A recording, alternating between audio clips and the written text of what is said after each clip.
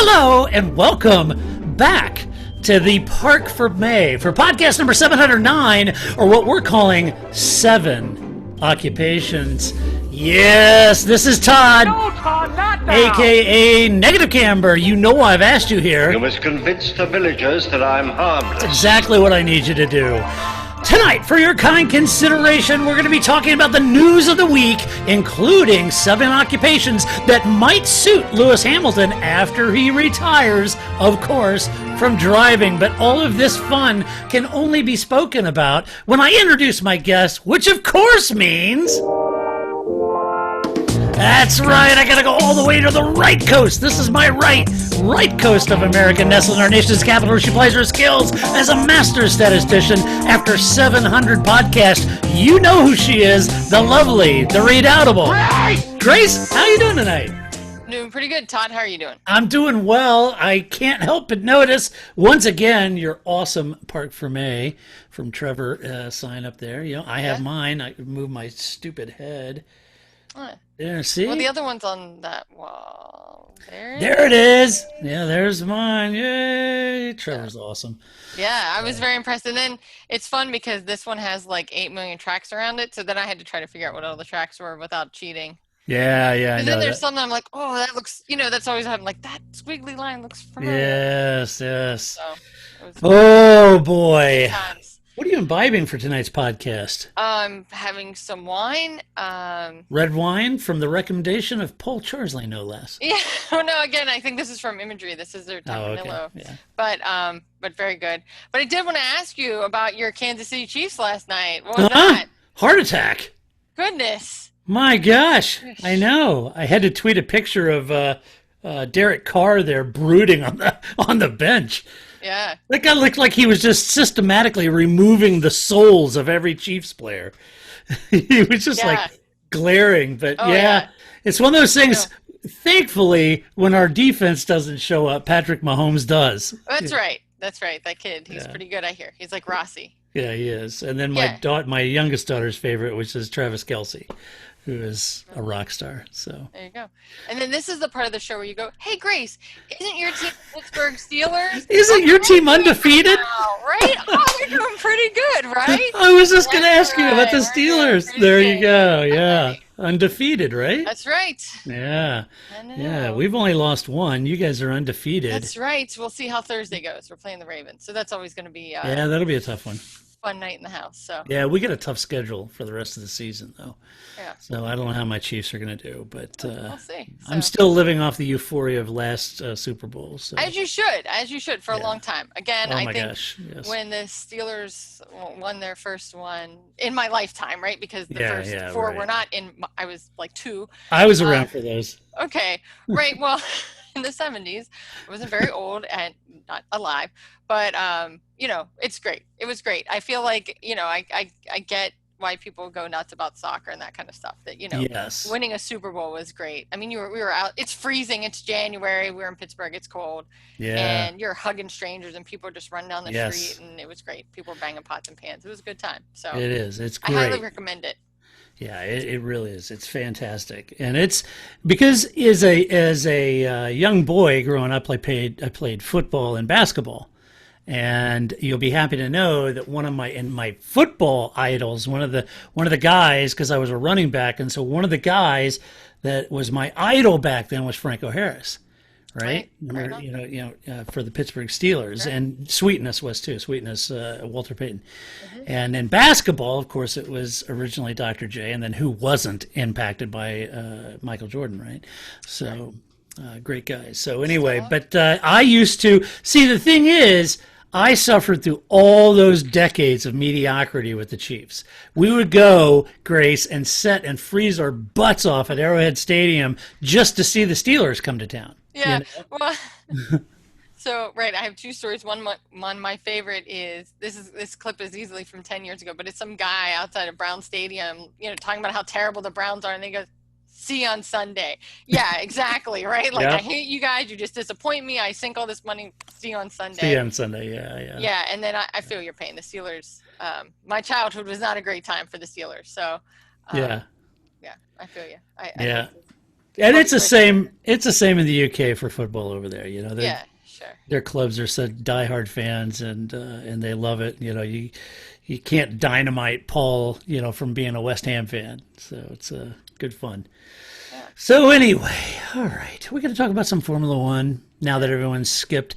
For everyone listening, you got to skip 5 minutes, whatever it is. Whatever. We have what 4 more races, 5 more races? Yeah, the season's almost over, and then all you get is this crap for the whole year. So yeah, get ready. We're just like warming you We're up. warming up, man. Little bits before it's like the whole show is just Right. like talking about whatever. So That's right. I still think we have to have the music podcast where we talk about music. right, that's right. And Then we have to have a podcast where we equate each driver to a movie star. See, now that's an intriguing one there. all right, Uh-huh. I'm gonna start thinking. I know immediately you thought George Russell, David Nivens. Why not? Or sure. So anyway, in Formula One news this week, you may recall that the Formula One website released a 23 race calendar, but not to stop there. And by the way, in my notes, hastily crafted, I am going to read my typos, so all of us can have fun at home. So F1 CEO Chaz E. Carey, which is like the evil Captain Kirk, Right. he's Chase Carey with a goatee, so you can tell him apart. Right. And he's like the digital Chase Carey. Chaz E. Carey. Chaz E. Carey says that the series could see up to 24 races in the next few years, given the strong desire by I have no idea what I was trying to say in the notes. I was just typing fast. It was 6 a.m. By promoters wishing to host an F1 race. Let me save my notes there, okay? Here's what he said. He said, quote, he said, looking beyond 2021, we continue to feel great about the excitement from locations. That's what I meant to say, locations to host F1 race. Right. Try this again in English, shall we? For those of you taking notes at home, he says there's a strong desire by locations to host an F1 race, and he said they feel great about the excitement from locations around the world in hosting F1. Many locations we raced at this year expressed great interest in new races, and other countries have stronger than ever interest. We expect to move to a 24-race calendar in the next few years, and we'll probably rotate a few races so we'll be able to accommodate a few new partners. But they will be limited as long-term partnerships continue to be our priority. So now this is all interesting, saying that we may rotate a few of these one-off per year, but long-term partnerships are what they're looking for, of course, because that's big money. Right. But it's interesting, given that the teams have already shared a lot of concern about this 2021 23 race calendar already. Right. They're saying, hey, look, at this point, we're going to have like A team, B team, Right. And there was no announced replacement for the disaster that turned into the Vietnam Grand Prix. Now, I'm not trying to pick a scab here, but Vietnam was one of the first big achievements by Liberty Media. Remember that? Yeah. They bought the series, were dedicated to Europe, were dedicated to the U.S., and the first darn thing we're going to do is sign up Vietnam. Well, apparently, they did the deal with apparently a less than savory character whose legal issues have now sunk the race. And way to vet those promoters, F1. I mean, I just think that, first of all, this is a real skill.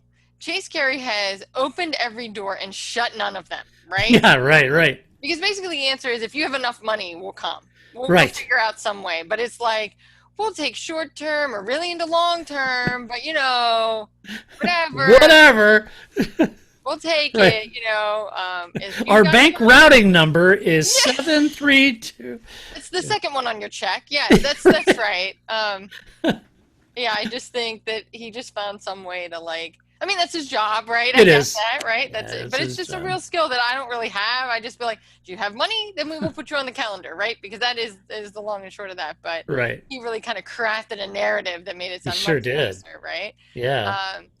That's why he is Chaz E. Carey, man. That's right. We're really into European races, but other countries too were interested in you as well. So really, whatever. But we did this deal with a Vietnamese crime lord over here, and we're thinking that ought to pay dividends. No, why am I such a loser? Maybe it was a VJ Malia recommendation. Ooh, yeah, that could have been. No, I'm just saying. Yeah, just saying. Well, anyway, if Vietnam now needs a replacement, let me ask you this: which race would you fill that gap with?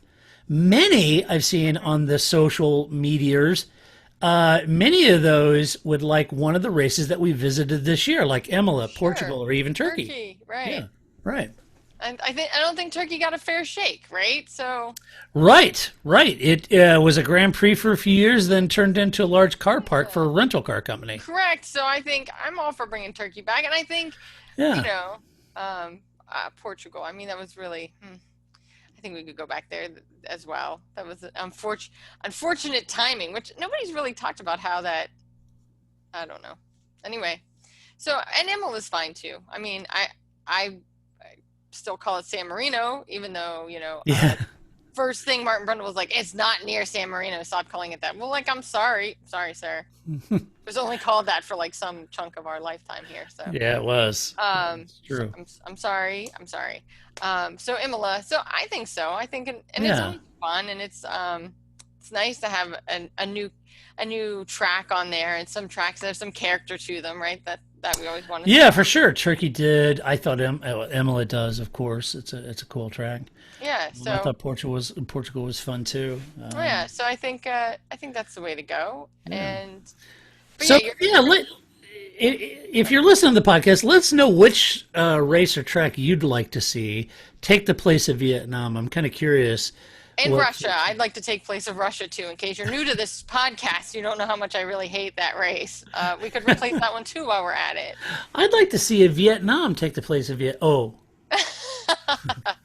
Darn. Yeah. But I mean, it's fun to have a new track every year, every couple of years. But I do think this is way too many races. At some point, that's a bunch, isn't it? Humans, I mean, yeah. And this happens in every sport. I mean, we were just talking about the NFL. I mean, the NFL goes through this all the time too. What if we just add on one more race? What if we add on one more game? What about Tuesday nights? They're always trying to find ways to put it in there, and it's just at some point, you're not going to have the quality of the racing. The product is going to degrade because you're just going to have more than people can do, right? Right. So, and how much duress can we put Toto Wolff under? Get down. That's right. That's a lot of racing for him to go to. That's right. He's a father of a young boy, for crying out loud.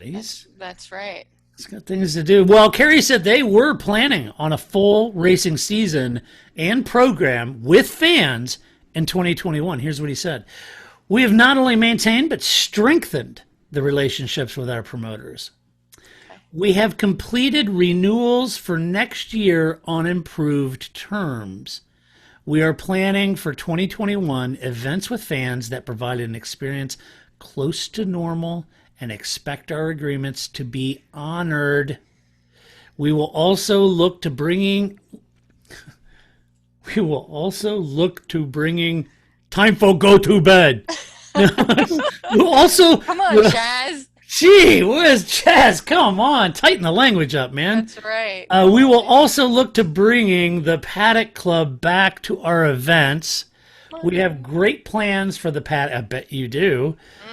Which were deferred this year. Yes, they were, and expect to be a significant contributor to our long-term growth. I bet you do. Yeah, sure. At $5K a ticket a day. Right. Sponsor money, man. We have proven that we can safely travel and operate our races, and our promoters increasingly recognize the need to move forward and manage the virus.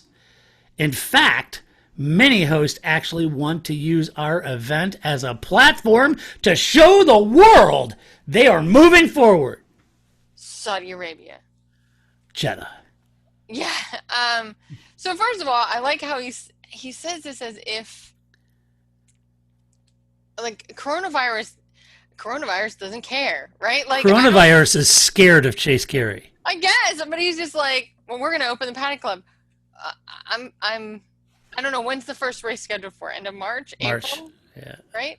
I don't know. I don't know about you, but I'm pretty sure by then we'll be in a whole nother environment. Like we'll have to get through the winter in this country. I just think that, of course, again, his job is to put the best foot forward, to say what they want to do. But the virus may not work out this way. So that's great that you have plans for the Paddock Club, but it may not work. And in some countries, you may not be able to do it. But of course, he's got to say, like, we're good, coronavirus. We're just gonna have a regular year like we normally do. Giving the medals to the Rona. Good luck with that. I don't think that's how viruses work, right? But giving the medal to the COVID. That's right. Right. It's interesting. There's a couple sentences here that I think are worth taking note. Now, I'm not one to start beavering away and parsing words and coming up with conspiracy theories. I don't think that's this. Isn't that our job? Sort of, yeah. But this is important. Read between the lines here. We have completed renewals for next year on improved terms. Mm-hmm. Now, that's kind of interesting. He said that they're going to be prepared for the unknown and the circumstances as circumstances require, as you're talking about, Grace, but stated confidently that it will prepare us to pick up where we were before the virus interruption. Yeah. All right, so it's interesting in that the comment of completed renewal on improved terms, this would suggest it was a reduced rate for the sanctioning fee, but if that's the case, it's a direct hit to top line revenue to F1. So he's basically saying tracks that are on the calendar for next year, pony up because you're not getting a discount. Or is it the reverse? Am I reading it in reverse of what he means? So he could either mean that he gave the tracks better terms in order to get the season going next year, or this year he gave them the freebies. Next year it's improved terms for F1 because you go back to the normal sanctioning fees with fans, right? Right. So it could be either side of that coin. I don't know which one he's arguing here. But nonetheless, he's trying to, like, this is only temporary. Like, someday this will end. It will go back to pre-2020, and you'll have to pay all your money. So don't get too used to this. Right.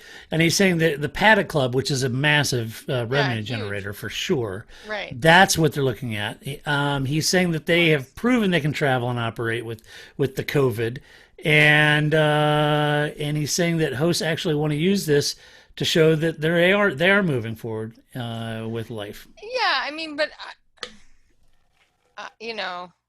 just because a country is necessary, just because somebody is ready to move forward, doesn't mean that the virus is ready for you to move forward, right? Like I think that one can be.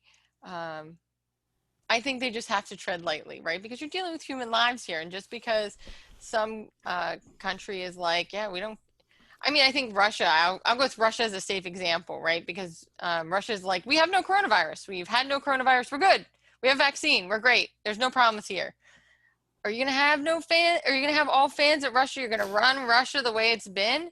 I know you didn't do that this year. I don't think, you had more fans, right? So just, I get it.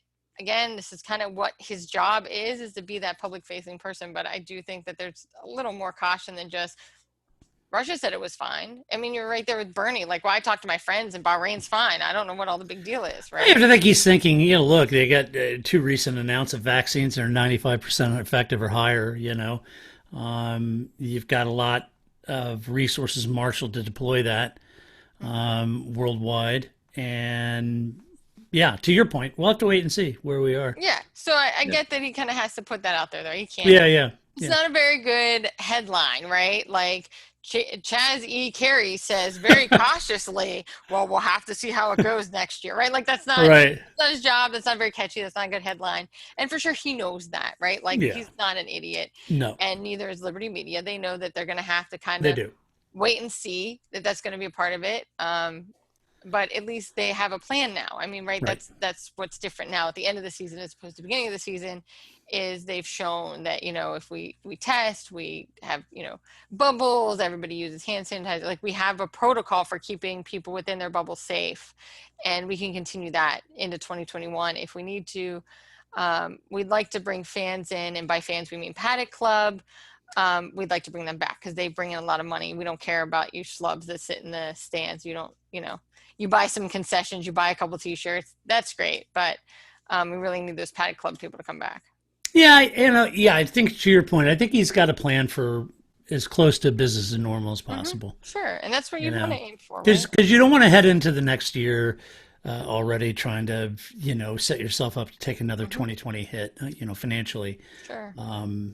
It's this is a bigger debate about, the cure being worse than the disease and about, the devastating financial economic impact that it's having.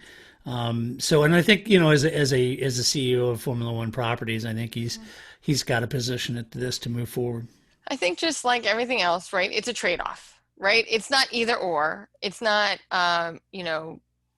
the economy dies or people die, right? Like you have to find some balance between all these different components that are being affected by coronavirus. And so that's what they're also having to weigh, that they have to find a way to continue to make a profit and yet not put people at risk, right? And so how do you balance those things and find some happy medium so that, because that's the last thing you would want. You've had small outbreaks of COVID because I think, like Mercedes had a couple crew people, right? Right. And then Lance Stroll. Like, so there's the kind of people we know about, but out of X number of people, a small number of people got coronavirus. And so that's good, build on that, but it's not just an either or either, right? It's not either we go back to, living like it's before 2020, or we all just locked in and we don't do anything and we all just, and I agree with you. It's not a light switch thing. I guess that's what I've been arguing since the beginning. There's a more elegant solution than this carpet bombing approach that we're doing, in my mind. And I think that's kind of what they're planning for, and coming up with a better way to manage having fans there, or at least to your point, manage having Paddock Club there, given the circumstances and what that looks like. If by March, you've got significant amount of the population, vaccines accessible to them and those kind of things, maybe that's good. Depends on what the numbers are. And, there's just a lot of details behind that. But I think in his point, you got a plan to move forward. And I think that's what he's doing. Yeah. I just don't think it means we're not also keeping these things in mind, right?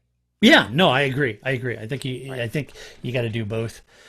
So it's going to be interesting to see because I'm kind of curious. Because on one side of this, if you are a race promoter, let's say that you're the promoter for the Italian Grand Prix or Belgium or Silverstone, something that is a long-term partner. Sure. And let's say that in 2020, just to race, that there was concessions made on the sanctioning fees because you weren't going to generate revenue because there's no fans there, yada, yada, yada. And Chase is telling you, next year, 2021, we're planning on a full calendar. Okay, so go ahead and send that $20 million check for sanctioning fee. We're all planning on it. Okay, right. Before I do that, I'd want some sort of verbiage, and I'm sure they do, that if it ends up that we don't have this, then I want the freebie deal we had in 2020, and we'll have to work that out, right? So I'm sure all those contingents are taken into account, and I'm sure they've had those. Yeah, I would agree. Yeah. All right. So speaking of years, 2021, now we're talking about 2022. Okay. And we're talking about the rule changes. I wrote this editorial this week. It was based on an article at Old Two Sport. And I wrote this editorial called Entertainment versus Engineering versus, DNA versus Emotional Favorites, I think. And we were having an interesting conversation over at the website in the comment section of this. That's a good conversation about that pendulum that we've talked about in the past, Grace, where it's either entertainment or engineering, and how that pendulum has swung all the way over to the engineering side, and where's that happy medium, right? And so I on the hills of that soliloquy that I offered, there was a news story that caught my eye over at Autosport today in which Max Verstappen responded to Toto Wolff's comments. Toto said that the rules changes, the regulation changes for 2022 were intended to slow Mercedes down after securing all 14 titles in the last 7 years, right? Okay. And the Red Bull driver, Max Verstappen, didn't agree with that. Max said this: "No, I think those rules are just the result of new owners listening to teams and drivers. They hear that it's really difficult to overtake and that we want more close racing. You could see the current issues at Imola, for example." He says Valtteri drove around with a car that was 3 to 4 tenths slower because of the damage, but I couldn't get past him. Even though I was much faster, you could see that once I did get past him, we have to find a solution for that. It's interesting. Max, he said this. He went on to say this. He said, "We need the racing in F1 to be more exciting and drivers to be able to follow other cars more closely, and not that qualifying is the deciding factor during a race weekend as it is right now." Mm-hmm. He said that, take a look at MotoGP championship, for example. Even if you qualify 10th, you can still win the race. That hardly happens in Formula One just because it's so difficult to follow other cars at most of our circuits. I think that's why the new regulations are coming in for 2022 onwards. And whether those new rules will slow Mercedes down or not, you can't even say that at this moment. Right? Now, I happen to agree with him 100%. Now, there's a couple reasons that I agree with that. Before I get to that, Grace, I do want to bring up this interesting fact to me. Mm-hmm. I find it interesting now that this isn't the only F1 driver that's used MotoGP as an example. Mm-hmm. Instead of, there's all these other racing series they could use as an example of how they're getting it right with engineering versus entertainment.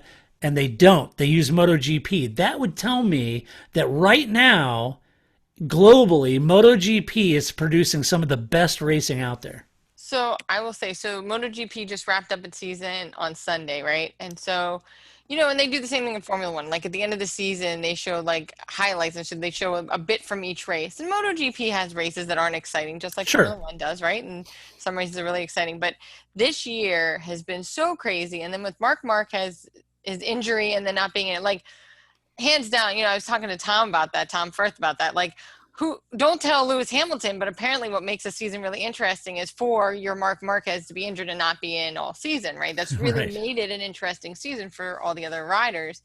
But that like 5-minute clip they did at the end felt very genuine. Like, like we talked to Drive to Survive and we're like, oh yeah, ha ha ha. I were we watching the same Baku that they were, right? Like, they try to make these races that were nothing really exciting. Right. And so that same little 5-minute highlight does the same thing. You're like, oh, nice try that you tried to make this really boring thing really exciting. But it honestly was all very exciting this year. Yeah. And I think you had some of that in Formula One too, again, because you just had unknowns, you had new tracks, people, 2-day weekends, all these kind of X factors that we don't normally have in a year. Right. That made MotoGP even better of a series. But I do wonder, I don't know that you can ever replicate with 4 wheels what you can on 2 wheels. Watching a motorcycle is just so much more visceral. You can just, it's easier, I think. I've said this before too. If somebody said to me, I'd like to watch some motorsports, Grace, where should I start MotoGP? Because you can see it. It's so visual. You can see the lean angles. You can really see how they take turns differently, or you can see how, if you come in and you can you pass somebody, but you then overshot the turn and went wide, and you can see those lines. It's much harder to see that in a car, although the same thing happens, right? Like you're really setting up, the exit is really setting up the next turn, right? Like you're always kind of thinking a turn ahead because that's how you're setting your race up. That's harder to see in a car, in any kind of car, whether it's endurance racing or NASCAR Le Mans or whatever. Yeah. Right. To see that in a car and how it's easier to see that on a bike. Yeah. So I think there's that part of it that always will be motorcycles will have over cars. But I have a great post of the week that speaks exactly to this point. So it'll be good when we get there. I didn't read that part of the notes, clearly. I just read the question to make sure that it wasn't something that I needed to do research on, because that's happened to me a couple times. Like, I had thought about that. I might have had an answer. But so I think there is some part to that. But I do think also that I often said that MotoGP's really handled the, the independent teams, as they call them, like the B teams, the Toro Rossos. They found a way to have both a primary and a factory and an independent team, and how they have separate championships, but they all compete together. But if you if you become too competitive, then you have to become a primary team instead of an independent team. Like, they figured out how to kind of do the custom car thing, which I think Formula One could learn from. I don't think that's so much about the visuals of the racing, but I do think Max's point, Toto Wolff has a point. If you're the guy that's winning all the time and they change the rules, of course you see it as it's because of me. I'm Usain Bolt. I'm so great. None of you can catch me. So you change the rules. So of course Usain Bolt, think that you changed the rules because I'm so great. Of course, that's Toto Wolff's perspective. Well, it is, but in my editorial, I argue that it isn't. Oh, okay. It isn't. And I argue because the FIA left it. You asked for miracles, I give you the FIA. Right. They left it way too long to change the regulations. As such, we've had a 7-year domination for Mercedes. Now, before you get all sensitive about that, folks, the FIA did actually change the regulations to thwart Ferrari and Red Bull to end their 4-year domination of the sport, respectively. But Mercedes, Jean Todt failed to make a move that might upset the German car maker. And he didn't want to do that. And we have left these regulations for 7 years. Yeah. That's really long time, and considering Ferrari had 4 years of domination, everybody's, I'm stopping watching Formula One. Michael Schumacher wins it every weekend. I'm done watching. Same thing. Sebastian Vettel wins every weekend. I'm done. He can't win unless he's on pole. I'm stopping watching. You heard this all the time. For 4 years, they were just at the end of the rope. For crying out loud, what are we going to do? This domination has just killed Formula. And now, magically, we have 7 years of domination, and everybody's like, this is great. It's like, it's not great. Right. It's really bad for Formula One. And that's what I argue in the editorial. So feel free to go over and read that and engage. We're having some good conversation on that. But so no, I do not think the regulation changes are meant to stop Mercedes, because if they were serious about stopping Mercedes, they would have put the brakes on 4 years, 3 years ago, like they did with Ferrari and Red Bull, I might add. All right. This just in.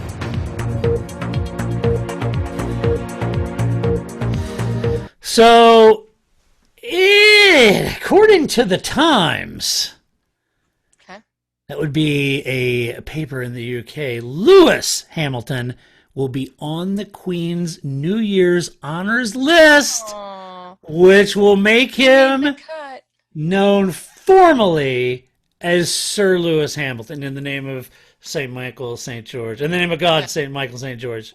Rise, Sir Lewis Hamilton. He's already got an MBE, which is the member of the most excellent order of the British Empire, after his achievement in 2008. So he has an MBE, but this would be a knighthood. And get this, the prime mover behind getting him on that list in sort of short notice apparently is none other than the UK's favorite punching bag, Boris Johnson, who is understood facilitated this accolade. So the Queen doesn't watch Formula One, apparently. Well, no, why would she? It's boring. Mercedes wins everything. See how I did that? Yeah, there you go. Yeah, if George was doing better, maybe she'd watch. Yeah.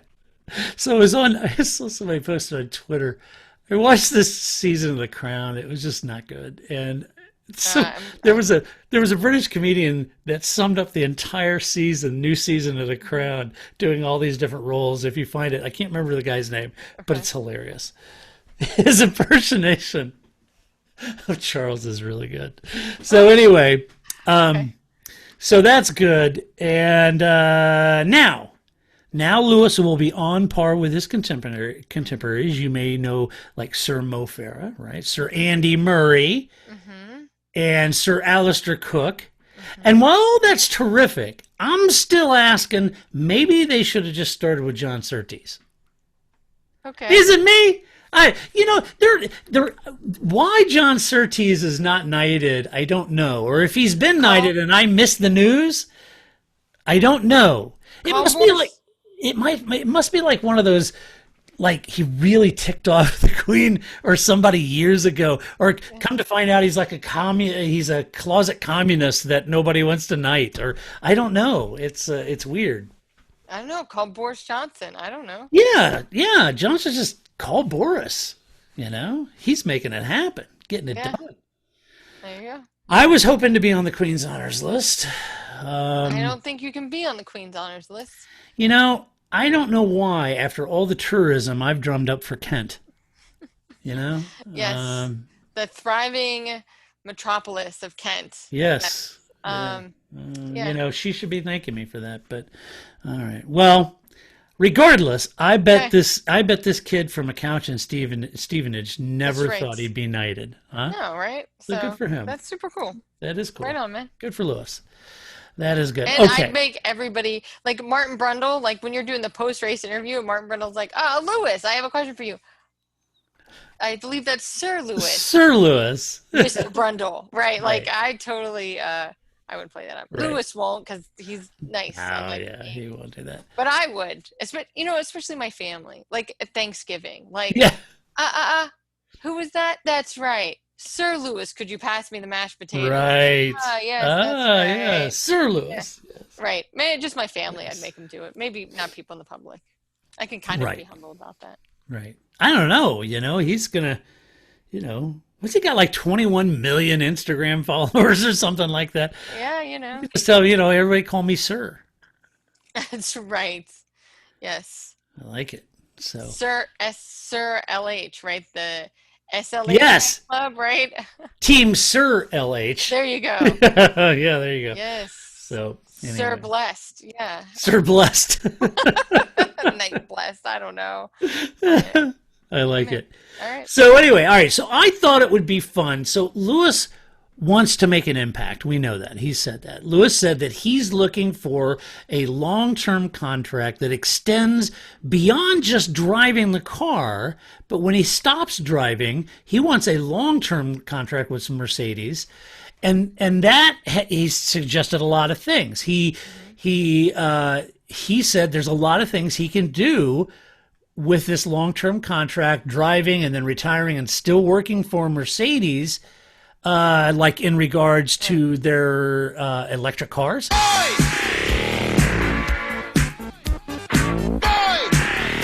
Right? And diversity, right? Yep.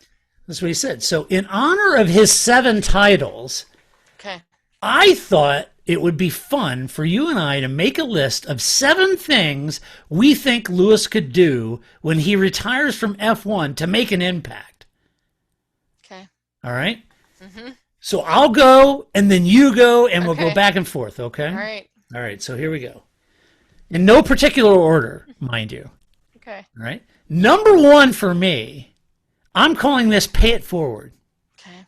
I think Lewis, who is all about fashion, could start a pay-it-forward company like Tom's Shoes, but with stylish Nomex racing suit for kids. And for every suit bought, 1 suit would be sent to a kid who can't afford a racing suit, but is trying to make a career in racing like Lewis. Yeah. There you go. Okay. So I mind you, before we did the podcast, I came up with a long list. Not all that necessarily make an impact, but some of them were just for my own amusement. And then I got Buck involved. Some of them were just for his own amusement as well. So fair enough. Because I tried to like think of like what would be fun careers for Lewis to have. Right. So I'm gonna go. I think the first one I'm gonna go with, where he could make an impact, is as a Pirelli tire consultant, because he seems to talk a lot about them tires on that radio. Uh-huh. And as long as they also hire Bono, it'll be the same. I think it's perfect. So Pirelli, I think he could work at like one of the local tire centers where you walk in and there's Lewis talking. Yes. It's like Pirelli Day at Auto Tire or whatever, Right. And you go in and you're like, I got to get a new set of tires for my wife's car. And they're like, that's right. Are you Lewis Hamilton? Hey, I'm Sir Lewis Hamilton, by the way. And I'm here to talk about Pirelli. I get that a lot. Yeah. Yeah. So I like it. So I'm going to go with, Pirelli tire. All right, now this one's old hat. Everyone knows that he's talked about this in the past, but I say double down and do it. Damn it. I say he becomes a recording artist. I have no idea what happened to Lewis's music career, but I think he could touch the hearts of millions with a new career as an R&B megastar like Marvin Gaye or Al Green, right? Maybe R&B isn't his thing. Okay, that's fine. If it's not, I'd recommend something like Delta Blues, like Lonnie Johnson. Perhaps I'm a huge Son House fan, so maybe Son House. If Lewis can dust off his bottleneck blues chops, it'd be good. Right, sure. I think he could just, go around peddling the lost blues. Yeah. Who's that right? John the Revelator. Come on, man. So anyway, yeah, that's my second one. What do you got? I like that. I think for my second one, I'm going to go with a thought leader at McLaren. Oh! Other little square building that he hasn't been in yet. He's always in the round building when he was there, right. but he hasn't been to the square. The rectangle building with the thought leaders. Nice, with the thought leaders. So I like that. Thank you. I like having his little glass office. It just says Sir Lewis Hamilton, thought leader.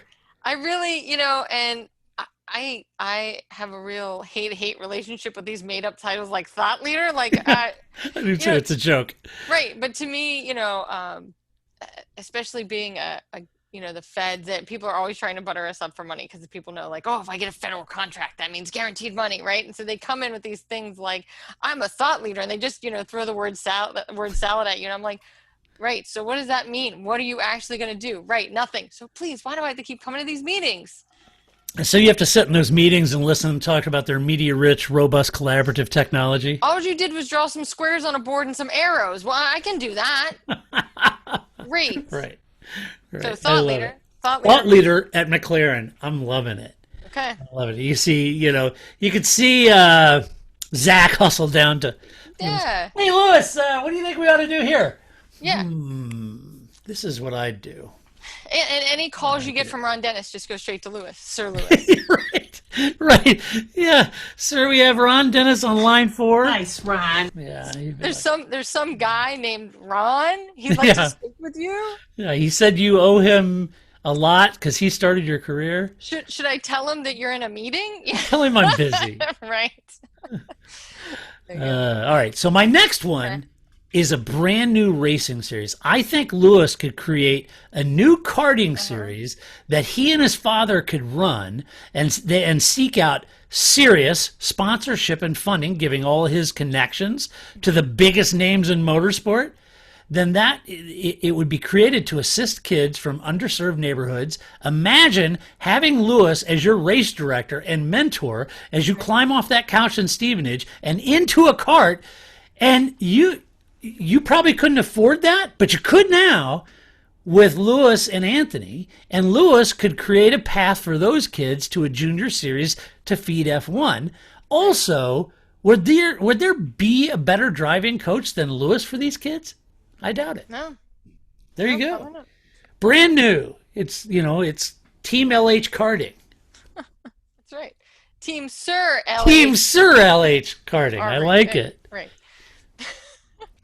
Like JYS, like you have 3 letters now, right? Yeah. Just LH, right? Although I guess Jackie Stewart actually would get 4 letters then if we went with this theory. Right. So I'm going to go, I don't know, this one I just found, again, for my own personal amusement, unless making an impact. But I think you should go way back to his roots and go back to RC car racing, because I think that would be the most fun. It would be like Michael Jordan showing up at your pickup basketball game down at the Rec League Center, right? And Michael Jordan would still be playing it like it's actual professional basketball, right? We're all staying here till I win horse. Yeah. That is how I want Lewis Hamilton be with RC car racing with a bunch of perfect like he was, right? So I'm all for him staying in racing, but just with remote control cars. I love it. That's great. Excellent idea. Oh boy. My next one I had as an ambassador. Now I know Lewis is keen to work with who does he want to work with? Oh, Mercedes on their electric cars. And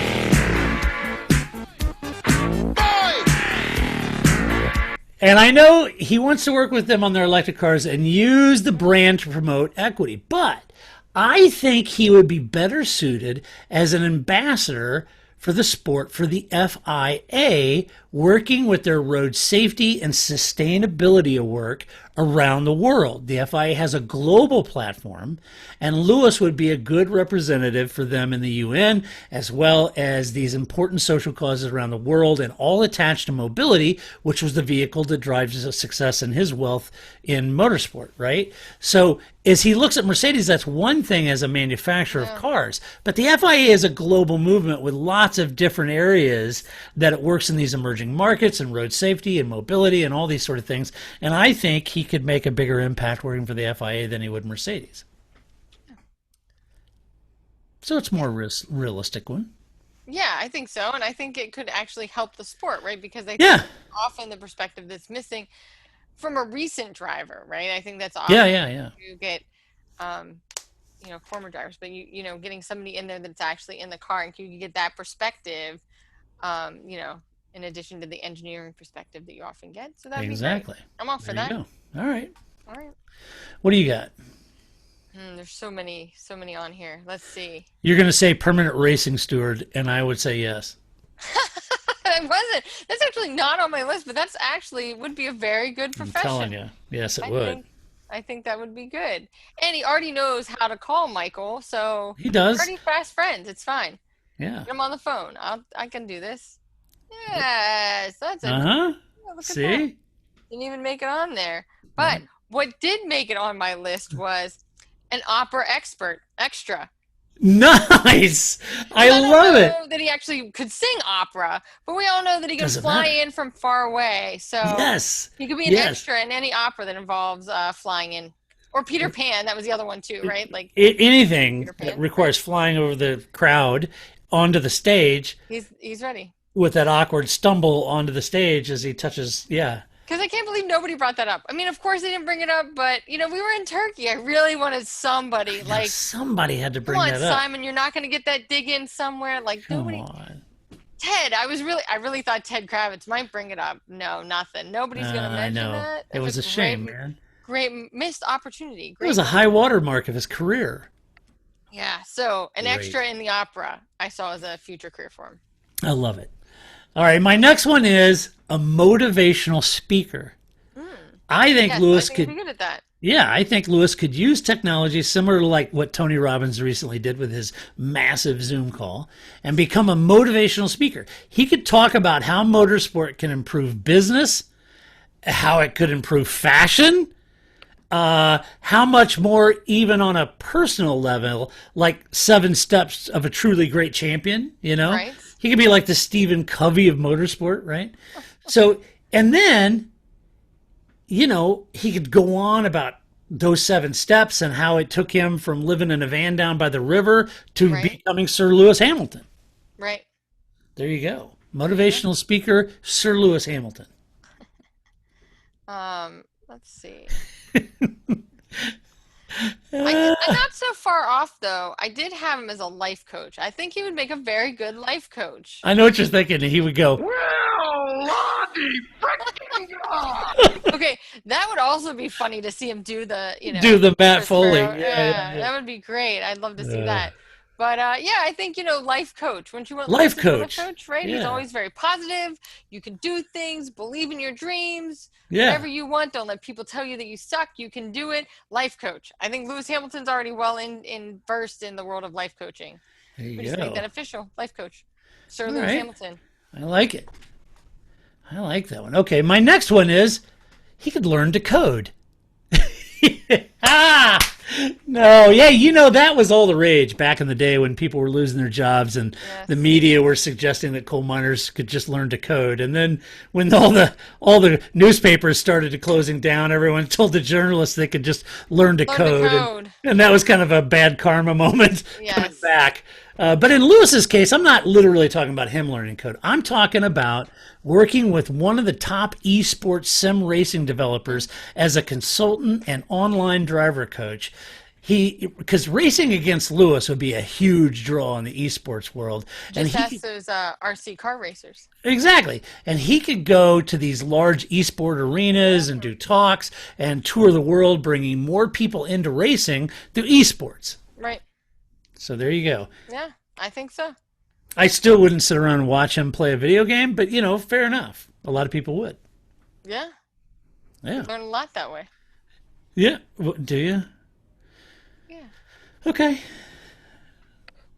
I mean, because, they do the, I think you can really learn a track, right? And they're a little more able to talk through it than, it's kind of like how they do the one lap and they can talk through it. But, you can watch somebody do a course and you can kind of get the sense of oh, I see. You take, the chicane this way or you went that way and you can see it. That's what I mean by you can learn something by watching a professional on a sim as opposed to I just sit here and watch 7 hours of Twitch and now I'm trying to tell you learn something. But yeah, I'm with you now. Right? You can really see how a professional takes a track. Yes. Yeah, makes sense. All right, what do you lap? Let's see. How many do we have? How many have we done so far? I have 2 left, so you have 2 left. All right. I think I'm going to go with the synergy consultant for Liberty Media. Nice. I like the synergy consultant. That's right. Synergy consultant. Synergy consultant. Do I know what that is? No, nobody does. But he makes good synergy, so we're going to keep him on the payroll. It's good. I'm Lewis Hamilton, the synergy coach. That's right. Sir Lewis Hamilton, the synergy coach. That's good. That's right. Him and Chaz. His Chaz E. Carey. That's right. So I have 1 left, and then I have a bonus occupation. Okay. So the 1 left is this. Do what they always do. Or he could just simply retire, become a Mercedes ambassador, doing track experience events, and possibly manage a few young drivers. That's what they all do. Right. That's right. So just do what Mika does and everybody else does when they retire. Right. That's pretty much it. Yeah. All right. So what's your last one? I'm going to go with my last one. I'm going to go with the guy who drives the van around and picks up all the electric scooters that people just leave all over the place in this city. Oh, that's awesome. You can do it at every city, any city. Pick up all those damn scooters off the sidewalk. Pick up all the scooters off the sidewalk, put them in the van. I like it. He's intimately aware of the how you use an electric scooter, how best to throw them in the back of the van, all that kind of stuff. The van guy. Right. I thought you were going to say Jimmy John's delivery guy, so fast you'll freak. Right, right. On the electric scooters. No, I think he's going to go pick. He owes it to the electric scooter community. Right. Helping him up. Or as I say, so freak you'll fast. See how that is a play. Yeah. Here's a bonus occupation suggestion. Do whatever Nico Rosberg isn't doing, because that's getting a little strange and desperate sounding on his part. That guy is everywhere. Needs to bring it down a notch. Yeah. Gosh, he's everywhere. I did consider virtual fan. That was one of the careers I considered, right? I like it. I also thought I thought watch salesman seemed pretty timely. I like that one. Right? I thought about that one too. I thought that would be good. I think dog walker would also be a good job for him, right? Because he's got dog chops, right? Right. And he's now got Rocco on a vegan dog diet, which I still, I don't know. I don't know. I mean, I tell my cats all the time because cats try to eat everything just like dogs do. Sure. I'm like, your teeth don't do that. Stop trying to eat my salad. You don't have teeth for that. Knock it off. Your teeth are made from ripping meat from the bone. That's what that's for. Not trying to steal my French fries. Your teeth don't do that, right? Right. So I go eat something else. So I don't know, but yeah, dog walker.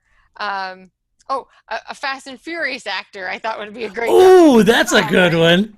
Like that one. They've got a few Brits in the series now. Why not add another one? I thought that would be a good one. And then I also thought, I remember both Giancarlo Fisichella when he was made pizzas. That was his thing for a while. I don't remember if it was in retirement. I just remember that was an ongoing joke of ours for a while that Giancarlo Fisichella was making pizzas, and then Jarno Trulli had the vineyard, right? And he was making wine. Yeah. I'm like, why don't you just go be a pasta chef? You can go hang out with Giancarlo Fisichella and Jarno Trulli and, have a little carb wine heaven for the rest of us. And you can just, make all these delicious things that... I thought you were going to see, owner-operator of a Sunglass Hut kiosk at a mall. Well, that would be fun, too. That'd be fun, too. You look a lot like Lewis Hamilton. I get that a lot. I bet you do. I did. Wait a minute. You are Lewis Hamilton. No, it's Sir Lewis Hamilton. That's right. I also did have Sim Racer. I thought that would be a good career as well. And Well, that's kind of dovetails with my esports. yeah, so I thought, I Yeah, did good overlap there. I And like it. as well as I thought he'd be a good advice columnist. Any life advice. Yeah, it could be. And Dear then Lewis. right. My roommate won't move out, is no longer paying rent. What should I do? Right? Like Yeah, any just Dear Lewis, I'm getting thrown out of my team for an older driver, and the other seat is the son of the owner, so I'm being kicked out of Formula One. What do you think I ought to do? Dear Lewis, so I'm at this team and they told me that I wasn't a number two, but I'm pretty sure I'm the number two, and I don't really like it. And every time I try to beat the number one driver, it never seems to work in my favor. Do you have any advice for me? Right. Dear not Vitaly Petrov, where'd that come from? I don't know. Dear Bowtie. Valtteri Bottas. Wow. Right. Yeah, anyway, and then I think for my last one was I was trying to figure out how to work this angle in here, and then this one I thought was the funniest was he should be the creator of Angel Babies. Oh, that brought it all the way back There home. you go. We had to bring the Angel Babies in there. Oh, yeah. I had to go back to Nicole in the Angel Right. Baby era. Yes. That's right. Never forget the Angel There you Babies. go. Yeah. So creator that's of a good Angel one. Babies. I like it. It's also on Creator the of list. Angel Babies. I like it. Oh, that's good. Well, there you go. Let us know what you think Lewis ought to do after he retires from driving. Yeah. And if you come up with some good ideas, I would love to hear them. Yeah. Let's give away some awards, shall we? Let's do it. The first award is Post of the Week!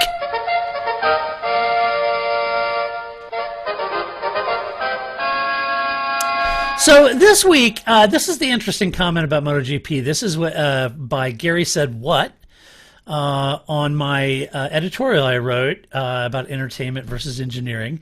And I thought it was a great comment, Gary. He said, I'm in the midst of a long slide in my F1 interest and have been happily getting deeper and deeper into MotoGP, which seems to have the mix just about right. Some weekends the riders make the difference. Some weekends it's more the tires, some more the bikes. To me, a big difference is minimal aero, and that may be the nub of it. Take away too much aero, lap times rise, and F1 looks slower than. Well, as you dial the arrow back, you can pick F2, IndyCar, WC, hypercars. Can't have that. Nope. He says, cough, cough. Meanwhile, he says, MotoGP has another difference, which is the tiny, lightweight machine with some 300 horsepower. Biggest problem for them seems to be damping the torque with mapping and clever shifting so they don't actually do double backflips coming off turns. Right. The raw power is not the killer spec in MotoGP as it is in F1. They have gobs more than they use most, if not all, of the time. Meanwhile, F1 cars, as big as Grandpa's Cadillac and heavier than they've ever been, seems to me F1 trying to serve a variety of disparate cultural, economic, technical, and legacy interests has itself backed into an especially ugly corner. Perhaps I'll be gone when someone looks back on this as the Melee's era. But Gary, I appreciate what you're saying because I think there is a lot of truth in that. Yeah. The MotoGP bikes have plenty of power on demand. It's trying to harness that power on such a light chassis, right? And you can clearly lose the tail end, the front end, any end of that bike, right? And it's to Grace's point, it's such a visceral experience that you physically see the weight shifting and the lean angles and everything they're trying to do to keep that horsepower underneath them, right? So at any moment, they've got the horsepower to challenge, to pass, and to do those sort of things. Right. But it is down to the rider, down to the tires, down to those things. And so it was a great comment. And I agree with you. I do think F1 is trying to be a lot of things to a lot of people across a variety of disparate things like cultural, economic, technical, legacy interests, and all that. And it has backed them into an ugly corner. And I think it's a fair commentary. Yeah, I think they have to. I mean, as always, they have to decide what they want it to be. You do. And then craft the rules around that, right? And I think that MotoGP just had a better handle on that.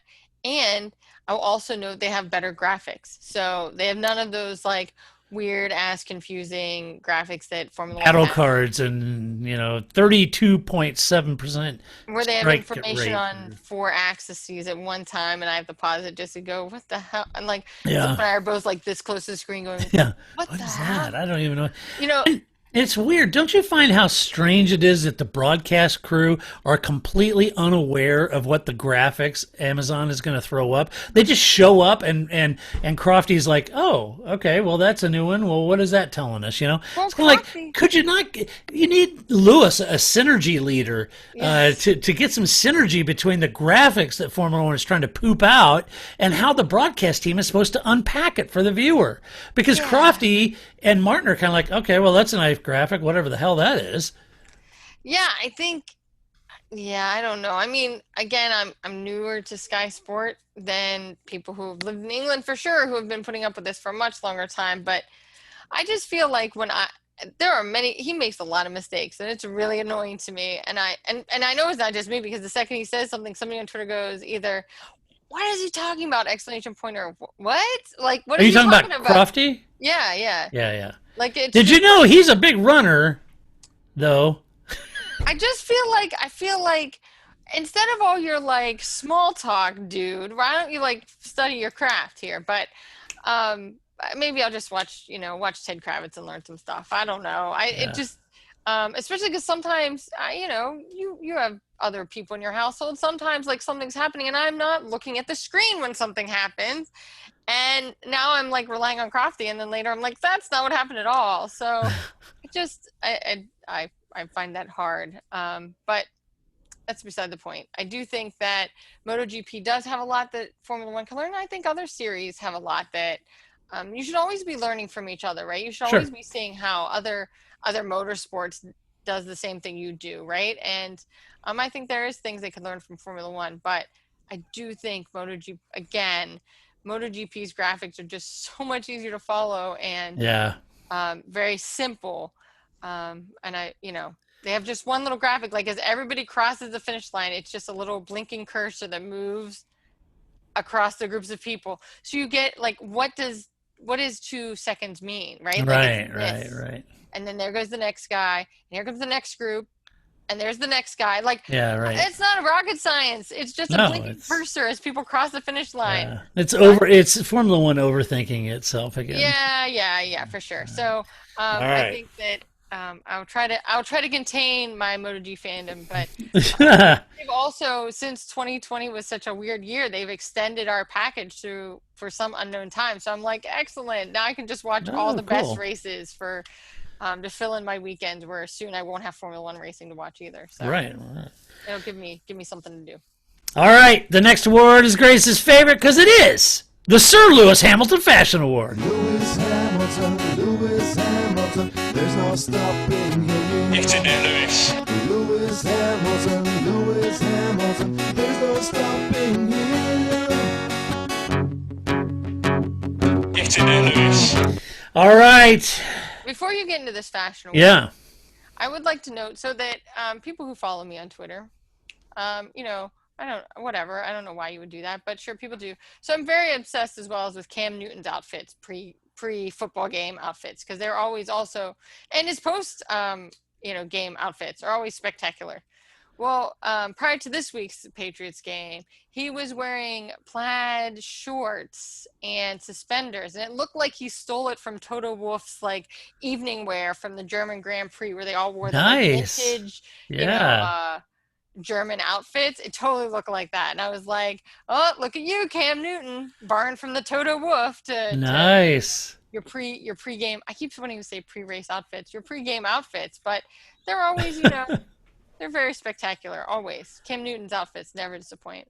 So. But I almost bought a couple things out of the Toto Wolff collection at JCPenney, but they're pretty spectacular. So pretty nice. All right.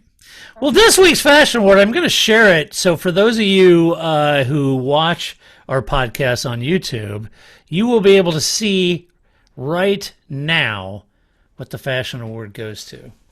So I spent the night in New Mexico, and it was chilly, so I picked up this report. What do you think? He got this from Flagstaff. Yeah. for sure. Isn't that great? It is good. It's very nice. What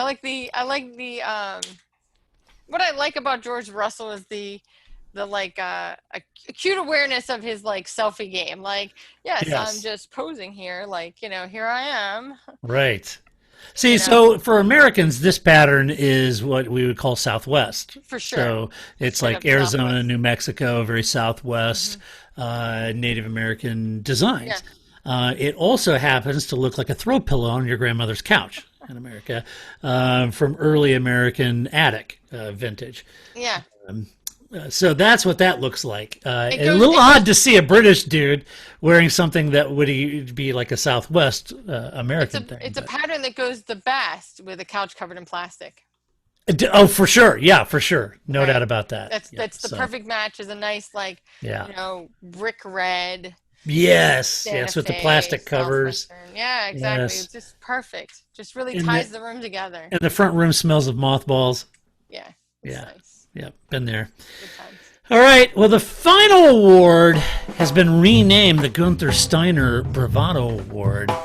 And this is a fun one, I got to tell you, because this week, well, it was interesting. I happened to see it, and I was in the middle of writing an article, or I was just starting to write an article, and then Joel sent it to me, and so I saw it. And I thought, oh, well, if Joel sends it, then it's absolutely Bravado. Always. Because, we do whatever Joel says. So anyway, the Bravado Award goes to Lewis Hamilton for his efforts to sue Hamilton watches to prevent them getting their trademark in Europe for their watches. So his lawyers tried to prevent them from getting that trademarked in Europe. Never mind that Hamilton watches have been around since the late 1800s. Right. Elvis Presley used to wear Hamilton watches. I have a Hamilton watch. Right. A few years before you were born, Lewis. Just a few years. It's it'd be like trying to prevent someone from who made something since the 1800s and it's like Smith. And your last name is Smith, trying to prevent them to do that. As if there was any confusion around the brand that is Lewis Hamilton versus the brand that is a watch.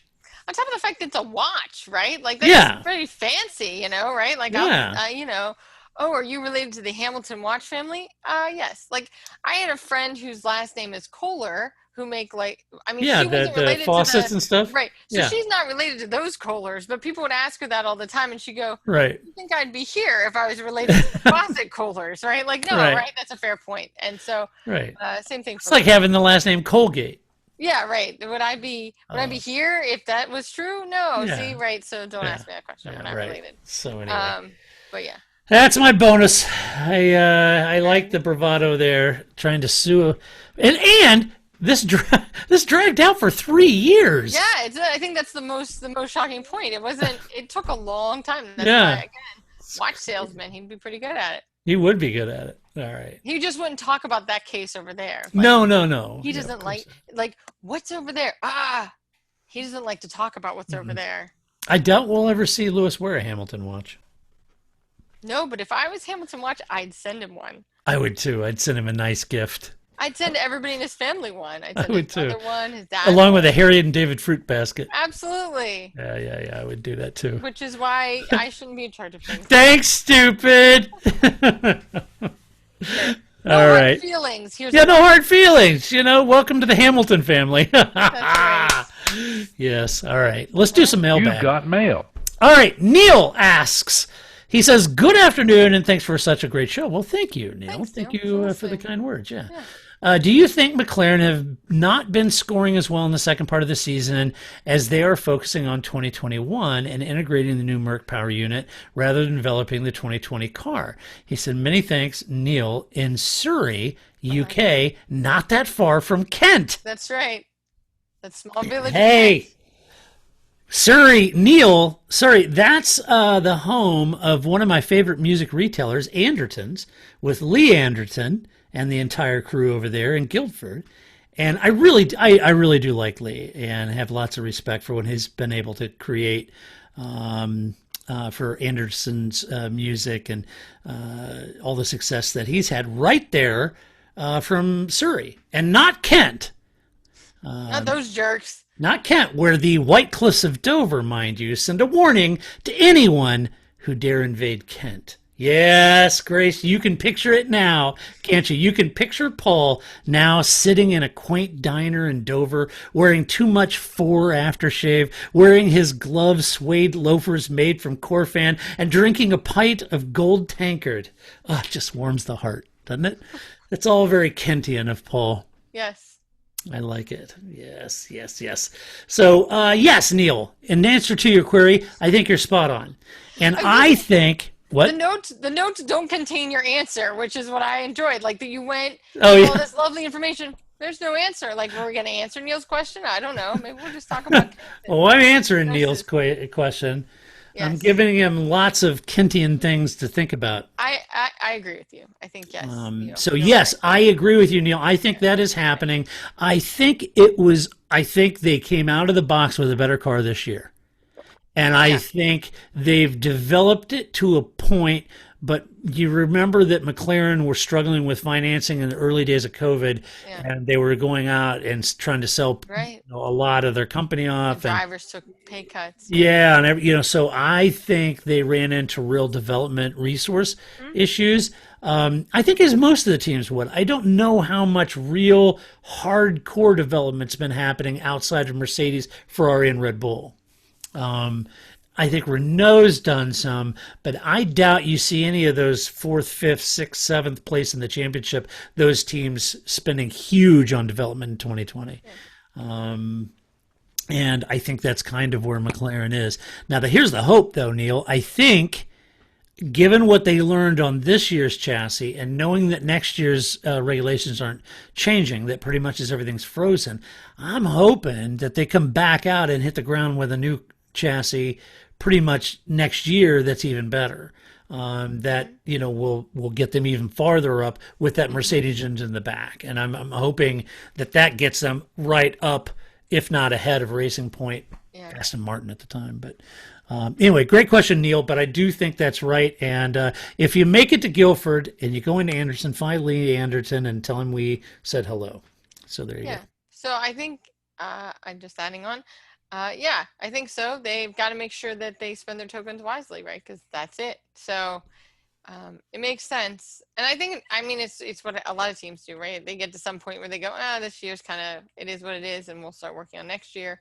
Or if they're a big enough team, they're able to work both cars in tandem like that. But I think that makes sense. They really have to kind of put a lot into 2021 to make sure that's successful for their drivers. So yeah, it's good.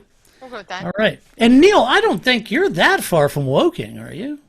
In Surrey, you're not that far from Woking. It's pretty close, I think.